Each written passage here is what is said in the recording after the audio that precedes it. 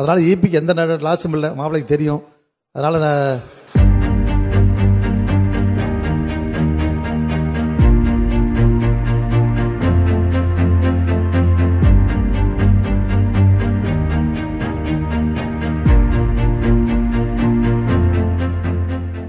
மாண்புமிகு உறுப்பினர் கருப்பண்ணன்.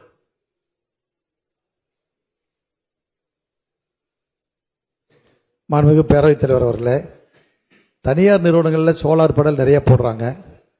அதில் நம்ம இபி கெப்பாசிட்டி 100 கேவி இருந்தால் 100 கேவி மட்டும்தான் நம்ம அலோவ் பண்ணுறோம். வெயில் கம்மியாக இருக்கிற காலத்தில் அந்த கரண்ட் அவையில் பத்துறதில்லை. அதனால் 100 கேவிங்கிறது ஒரு 120 கேவிக்கு இப்போ அனுமதி கொடுத்தா சௌரியமாக இருக்கும். அதனால் இபிக்கு எந்த லாஸும் இல்லை, மாப்பிள்ளைக்கு தெரியும்.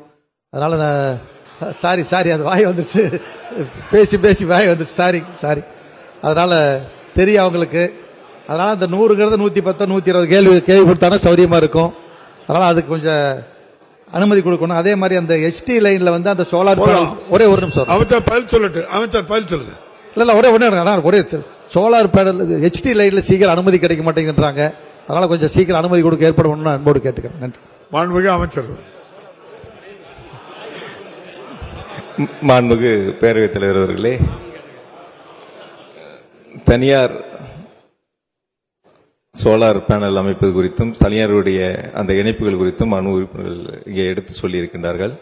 மிக விரைவாக அவர்களுக்கான அனுமதிகள் வழங்கப்பட்டு வருகின்றன. அதனுடைய தரம் உயர்வு குறித்து கூடுதலாக தேவை என்று எடுத்து சொல்லியிருக்கின்றார். துறையினுடைய அதிகாரிடத்திலே பேசி அதற்கு ஆவணம் செய்யப்படும் என்பதை மாண்புமிகு பேரவைத் தலைவர் மாண்புமிகு உறுப்பினர்களுக்கு தெரிவித்துக் கொள்கின்றேன்.